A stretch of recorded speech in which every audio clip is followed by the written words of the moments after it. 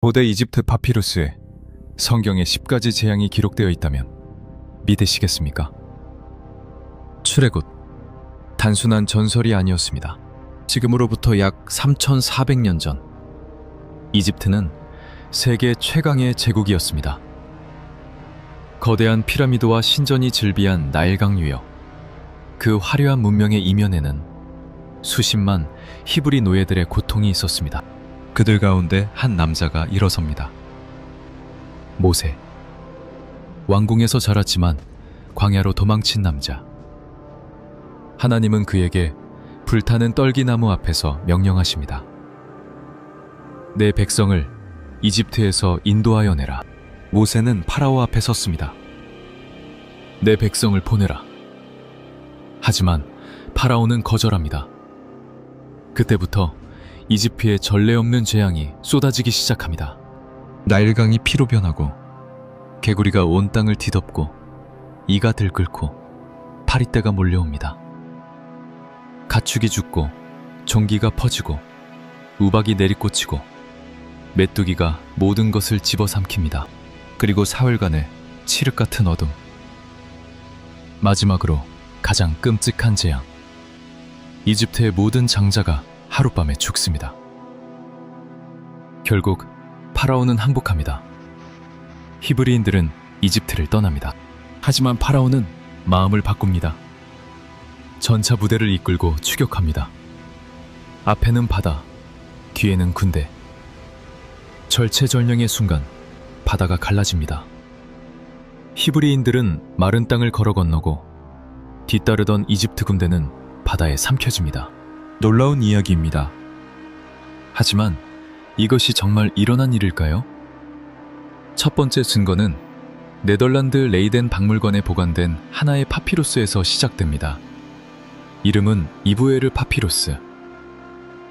이 문서는 기원전 1250년경에 기록된 것으로 추정되며 고대 이집트의 한 현자가 자신의 나라에 닥친 재앙을 생생하게 묘사하고 있습니다. 주목할 점은 그 내용이 성경의 출애굽 기록과 놀랍도록 일치한다는 것입니다. 이브에르는 기록합니다. 강이 피로 변했다. 성경은 말합니다.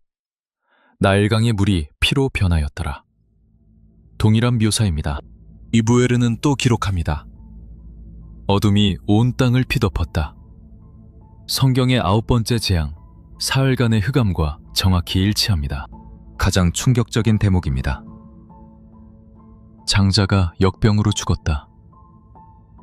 성경의 10번째 재앙, 이집트 모든 가정의 첫째 아들이 죽는 그 사건을 이집트인 스스로가 기록한 것입니다. 물론 회의론자들은 이브에르 파피루스의 연대와 해석에 이견을 제시합니다. 일부 학자들은 이 문서가 출애굽과 무관한 이집트 내부의 혼란을 묘사한 것이라고 주장합니다.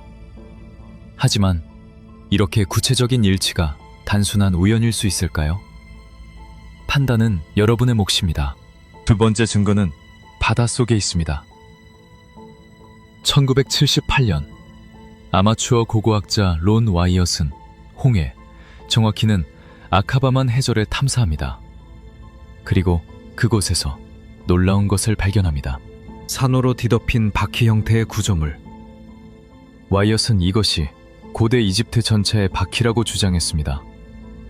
파라오의 군대가 바다에 삼켜졌다는 성경 기록의 물리적 증거라는 것입니다. 더 흥미로운 것은 이 지역의 해저 지형입니다. 아카바만의 이 구간에는 수심이 급격히 얕아지는 해저 능선이 존재합니다.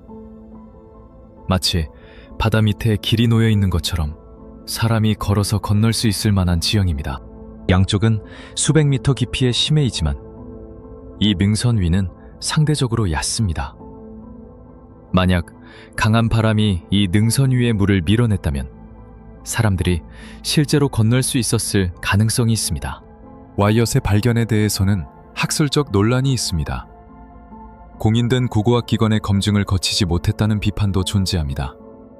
그러나 아카바만 해저 지형 자체는 과학적으로 확인된 사실입니다. 세 번째 증거는 사우디아라비아의 사막 한가운데 솟아 있습니다. 자발 알라우즈.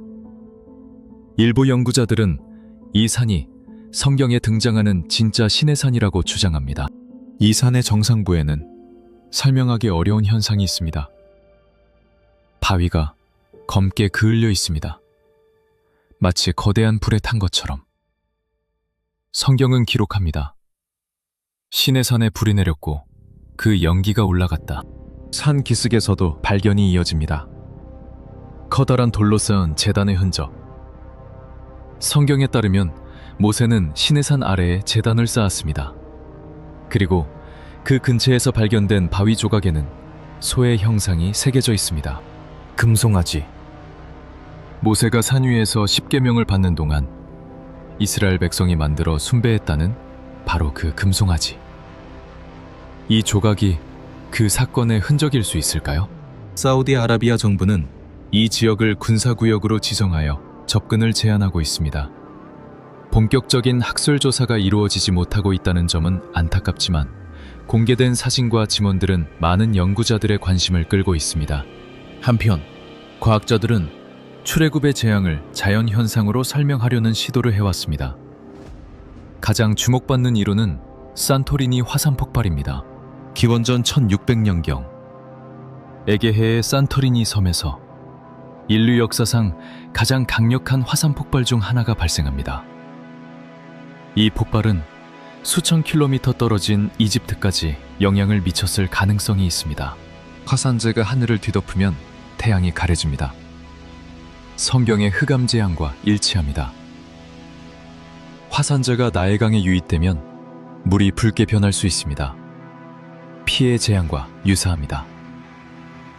오염된 물은 개구리를 몰아내고 곤충을 번식시키고 가축을 죽입니다. 일부 과학자들은 화산 폭발로 인한 쓰나미가 해수면을 일시적으로 후퇴시켜 바다가 갈라진 것처럼 보이는 현상을 만들 수 있었다고 주장합니다. 자연이 만든 기적일까요? 아니면 기적이 자연을 통해 나타난 것일까요? 출애굽의 모든 것을 증명할 수는 없습니다. 3400년 전의 사건을 완벽하게 재구성하는 것은 불가능에 가깝습니다. 하지만 고고학과 과학은 성경의 기록이 허구가 아님을 계속해서 보여주고 있습니다. 파피루스의 기록, 바다 밑의 흔적, 산 위의 그 흐름. 이 모든 증거들은 하나의 이야기를 가리키고 있습니다. 출애굽은 실화인가? 그 답은 아직도 모래 속에, 바다 속에, 그리고 바위 위에 새겨져 있습니다.